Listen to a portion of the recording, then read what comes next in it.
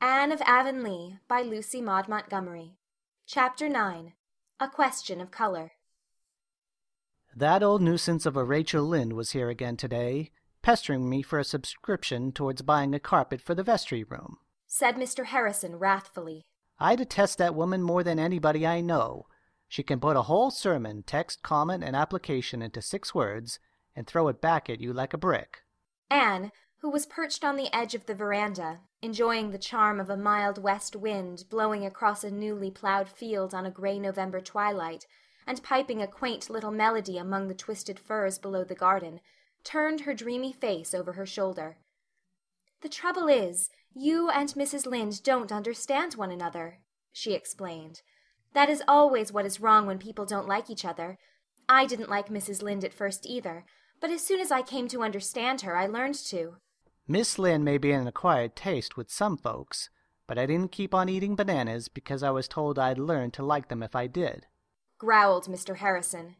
And as for understanding her, I understand that she is a confirmed busybody, and I told her so. "Oh, that must have hurt her feelings very much," said Anne reproachfully. "How could you say such a thing? I said some dreadful things to Mrs. Lynde long ago, but it was when I had lost my temper. I couldn't say them deliberately." It was the truth, and I believe in telling the truth to everybody. "But you don't tell the whole truth," objected Anne. "You only tell the disagreeable part of the truth. Now, you've told me a dozen times that my hair was red, but you've never once told me that I had a nice nose." I dare say you know it without any telling, chuckled Mr. Harrison.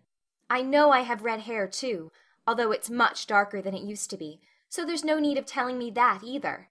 Well, I'll try not to mention it again, since you're so sensitive. You must excuse me, Anne. I've got a habit of being outspoken, and folks mustn't mind it. "But they can't help minding it, and I don't think it's any help that it's your habit. What would you think of a person who went about sticking pins and needles into people and saying, 'Excuse me, you mustn't mind it, it's just a habit I've got'? You'd think he was crazy, wouldn't you? And as for Mrs. Lynde being a busybody, perhaps she is. But did you tell her she had a very kind heart and always helped the poor, and never said a word when Timothy Cotton stole a crock of butter out of her dairy and told his wife he'd bought it from her? Mrs. Cotton cast it up to her the next time they met that it tasted of turnips, and Mrs. Lynde just said she was sorry it had turned out so poorly." I suppose she has some good qualities, conceded Mr. Harrison grudgingly. Most folks have. I have some myself, though you might never suspect it.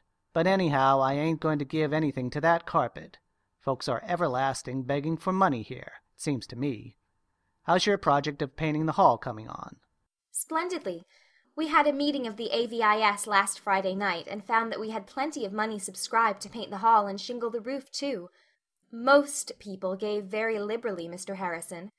Anne was a sweet-souled lass, but she could instill some venom into innocent italics when occasion required." What color are you going to have it? "We have decided on a very pretty green. The roof will be dark red, of course. Mr. Roger Pye is going to get the paint in town today." Who's got the job? "Mr. Joshua Pye of Carmody. He has nearly finished the shingling. We had to give him the contract for every one of the Pyes, and there are 4 families, you know. Said they wouldn't give a cent unless Joshua got it. They had subscribed $12 between them, and we thought that was too much to lose, although some people think we shouldn't have given in to the Pyes. Mrs. Lynde says they try to run everything." The main question is, will this Joshua do his work well? If he does, I don't see that it matters whether his name is Pye or Pudding. "He has the reputation of being a good workman, though they say he's a very peculiar man.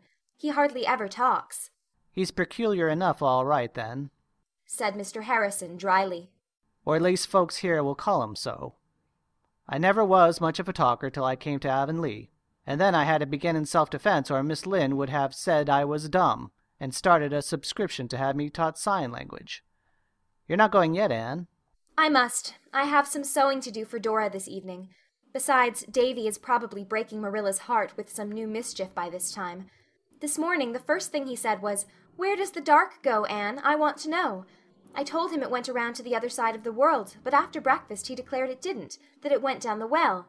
Marilla says she caught him hanging over the well box 4 times today, trying to reach down to the dark." He's a limb, declared Mr. Harrison. He came over here yesterday and pulled 6 feathers out of Ginger's tail before I could get in from the barn. The poor bird has been moping ever since, Those children must be a sight of trouble to you folks. Everything that's worth having is some trouble, said Anne, secretly resolving to forgive Davy's next offence, whatever it might be, since he had avenged her on Ginger. Mr. Roger Pye brought the hall paint home that night, and Mr. Joshua Pye, a surly, taciturn man, began painting the next day. He was not disturbed in his task. The hall was situated on what was called the Lower Road. In late autumn this road was always muddy and wet, and people going to Carmody travelled by the longer Upper Road. The hall was so closely surrounded by fir woods that it was invisible unless you were near it. Mr. Joshua Pye painted away in the solitude and independence that were so dear to his unsociable heart. Friday afternoon he finished his job and went home to Carmody.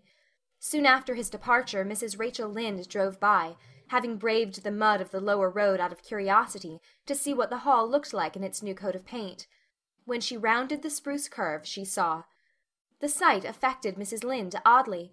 She dropped the reins, held up her hands, and said, "Gracious Providence!" She stared as if she could not believe her eyes. Then she laughed almost hysterically.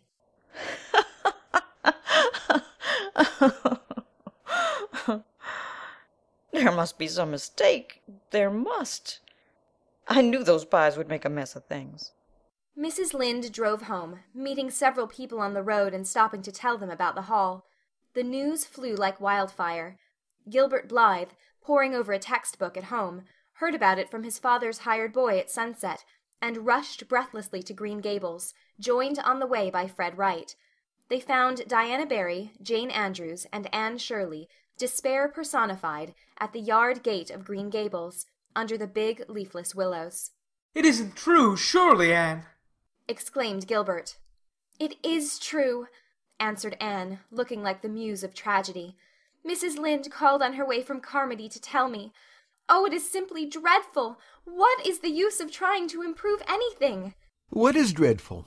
asked Oliver Sloane, arriving at this moment with a bandbox he had brought from town for Marilla. "Haven't you heard?" said Jane wrathfully. "Well, it's simply this. Joshua Pye has gone and painted the hall blue instead of green. A deep, brilliant blue, the shade they use for painting carts and wheelbarrows. And Mrs. Lynde says it's the most hideous color for a building, especially when combined with a red roof, that she ever saw or imagined. You could simply have knocked me down with a feather when I heard it. It's heartbreaking after all the trouble we've had." "How on earth could such a mistake have happened?" wailed Diana. The blame of this unmerciful disaster was eventually narrowed down to the Pyes. The improvers had decided to use Morton Harris paints, and the Morton Harris paint cans were numbered according to a color card. A purchaser chose his shade on the card and ordered by the accompanying number. Number 147 was the shade of green desired, and when Mr. Roger Pye sent word to the improvers by his son, John Andrew, that he was going to town and would get their paint for them, the improvers told John Andrew to tell his father to get 147. John Andrew always averred that he did so, but Mr. Roger Pye as stanchly declared that John Andrew told him 157, and there the matter stands to this day. That night there was blank dismay in every Avonlea house where an improver lived. The gloom at Green Gables was so intense that it quenched even Davy. Anne wept and would not be comforted. "I must cry, even if I am almost 17, Marilla," she sobbed.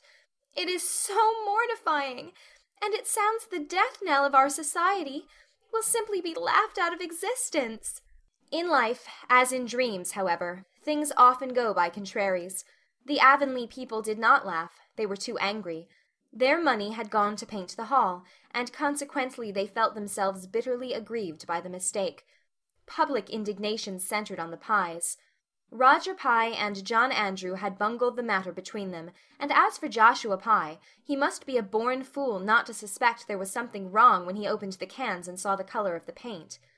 Joshua Pye, when thus animadverted upon, retorted that the Avonlea taste in colors was no business of his, whatever his private opinion might be. He had been hired to paint the hall, not to talk about it, and he meant to have his money for it. The improvers paid him his money in bitterness of spirit, after consulting Mr. Peter Sloane, who was a magistrate. "You'll have to pay it," Peter told them. "You can't hold him responsible for the mistake. since he claims he was never told what the color was supposed to be, but just given the cans and told to go ahead. But it's a burning shame, and that hall certainly does look awful." The luckless improvers expected that Avonlea would be more prejudiced than ever against them, but instead public sympathy veered around in their favor. People thought the eager, enthusiastic little band who had worked so hard for their object had been badly used. Mrs. Lynde told them to keep on, and show the Pyes that there really were people in the world who could do things without making a muddle of them.